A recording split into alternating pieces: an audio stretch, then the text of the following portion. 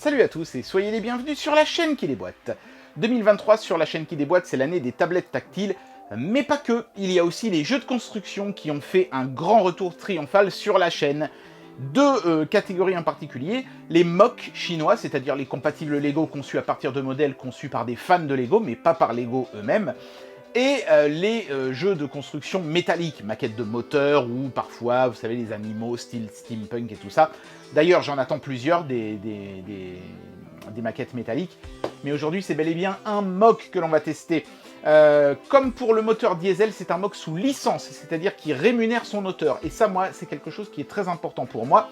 Donc GG au partenaire, dont le logo s'affiche bien sûr dans le coin de l'image. C'est parti pour le test de ce MOC qui est un réacteur d'avion qu'on peut ouvrir pour voir fonctionner les éléments internes. Ça devrait être très intéressant. On y va.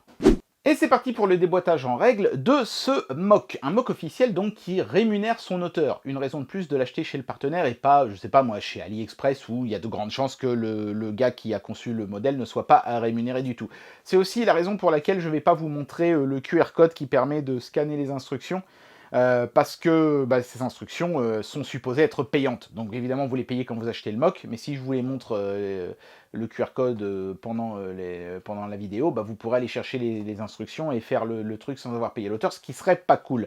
Je vous montrerai quand même un screenshot évidemment des instructions pour que vous puissiez voir à quoi ça ressemble, mais je vous spoil déjà ça. Ça ressemble à les instructions de Lego, tout simplement. Voilà. Donc on va procéder au déboîtage. Hop, je vous montre pas le QR code qui se trouve donc collé juste au-dessus là sur l'envers du carton. On a des sachets à l'intérieur, mais pas numérotés manifestement. Il n'y a pas de numéro ni sur la bande blanche ni tout autour. J'ai regardé derrière, c'est pareil. Donc je ne sais pas comment on fera, mais il n'y a pas de toute façon une masse énorme de sachets. Je dirais qu'il y en a 7 ou 8. Donc, puis en plus, vous voyez, par exemple, tout ce qui concerne le châssis extérieur a été regroupé, manifestement. Donc, ça ne devrait pas être très compliqué, même si tous les sachets sont mélangés. Notez aussi que la planche d'autocollant est toujours placée dans le fond du carton, sans qu'elle soit collée à rien de rigide. Du coup, elle est un peu froissée. Ça, c'est peut-être un truc à améliorer, les gars.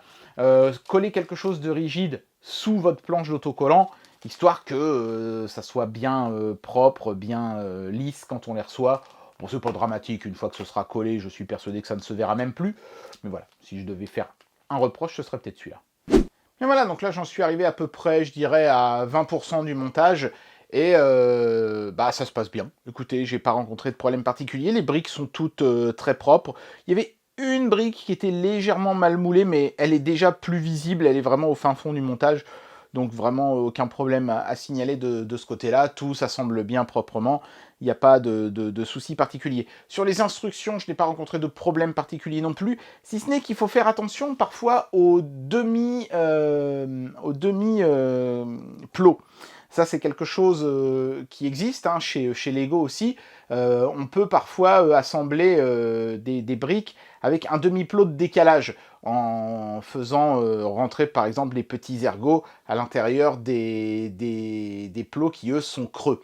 C'est le cas notamment du moteur, donc faites bien attention à ces étapes-là.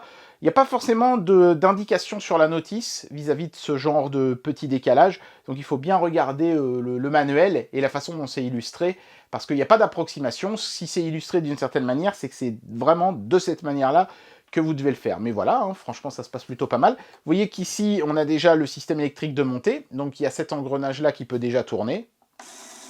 Voilà, ça se passe bien. Alors attention, il faut 6 piles qui ne sont pas fournies, ça nous ramènera à la bonne vieille époque de la Game Gear, tout ça. Mais bon, ça fonctionne néanmoins. Donc écoutez, je vais continuer le montage et on va voir ce que ça donne. Attention, cette partie-là était très délicate à faire tenir, mais c'est vrai qu'une fois qu'elle est en place, elle tient bien. Et voilà, le Lego est entièrement terminé. Je suis assez fier de moi, c'était pas facile. L'intérieur, la partie mécanique est somme toute assez anecdotique. On passe surtout beaucoup de temps à faire le fuselage, qui est compliqué parce qu'il est cylindrique. Et forcément, les Lego sont des briques, et faire des éléments courbés avec des briques, ça n'est jamais simple. Mention spéciale à la partie arrière ici et à la partie avant, qui sont en plus de ça en pointe. Donc encore un petit peu plus compliqué à assembler.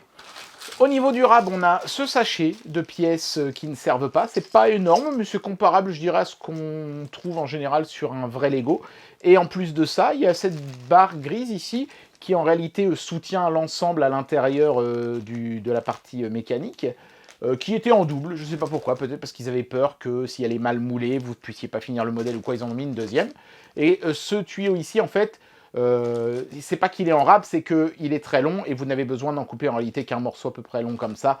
Donc ils ont mis de l'extra longueur pour que vous puissiez vous y reprendre à plusieurs fois si vous êtes vraiment très maladroit. Voilà. Quant au sticker, en fait, la planche n'est pas prédécoupée. Vous voyez, il faut sortir une paire de ciseaux et faire la découpe soi-même. Et voilà ce que ça donne à l'arrivée. On va regarder un petit peu de plus près certains éléments de détail de ce montage. Alors évidemment, on va commencer par regarder, je ne connais pas les noms techniques, hein, moi j'ai envie d'appeler ça la turbine. Vous voyez ici, il y a un petit interrupteur, on voit d'ailleurs le câble de la partie électrique ici, et on peut le faire tourner dans un sens ou dans l'autre.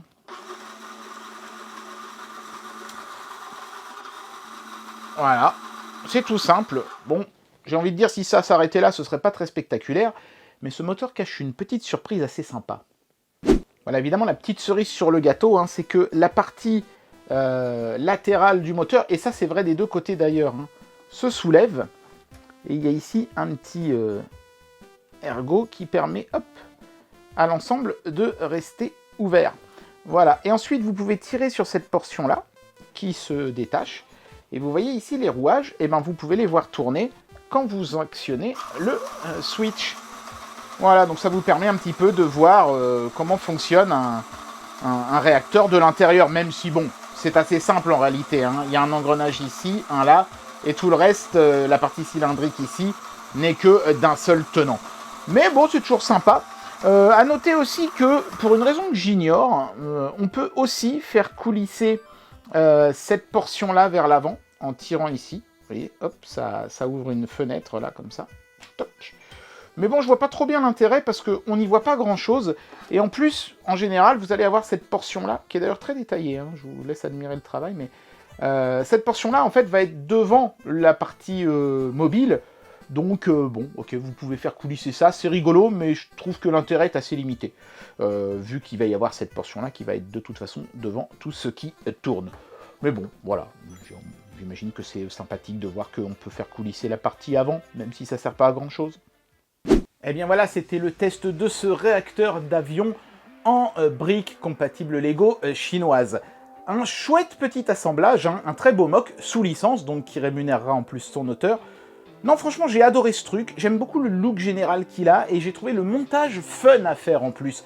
C'est pas toujours le cas, parfois c'est un peu répétitif ou chiant de monter des briques comme ça, mais celui-ci était toujours très intéressant parce qu'on voyait ce qu'on était en train de faire, et j'ai trouvé ça assez plaisant.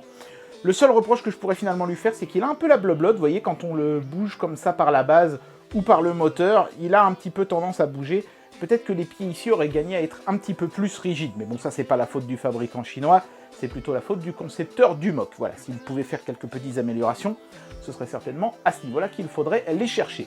J'espère que cette vidéo vous aura plu, et moi je vous dis à très bientôt pour un prochain test. Allez, tchuss!